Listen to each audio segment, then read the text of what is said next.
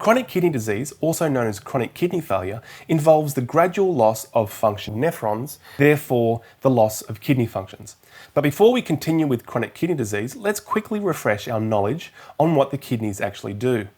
An easy way to remember all of the functions of the kidneys is by using the mnemonic A wet bed, which stands for A, acid and base balance or pH balance, W, water balance, E, electrolyte regulation or ion regulation such as sodium, potassium, calcium, phosphate, etc.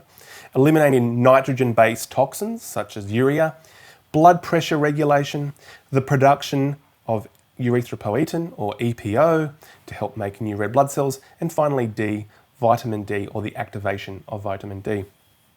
So the way that the kidneys can perform all of these functions is by the action of the functioning unit called the nephron.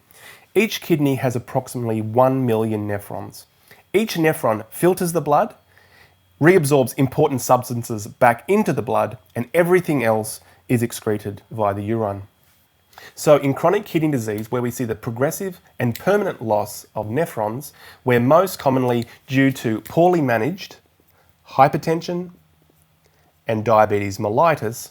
Once around 80% of nephron function is lost, we start to see the clinical manifestations associated with chronic kidney disease.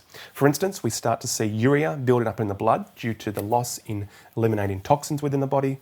This results in nausea, loss of appetite, pericarditis, increase in bleeding due to the loss of the function of the platelets, and encephalopathy, which results in tremors, coma, and finally death. Increase in potassium in the blood due to the loss of regulation of electrolytes, and this can result in dysrhythmias. Weak bones due to the loss of regulating calcium and phosphate, but also the activation of vitamin D. Anemias due to the reduction in release of EPO.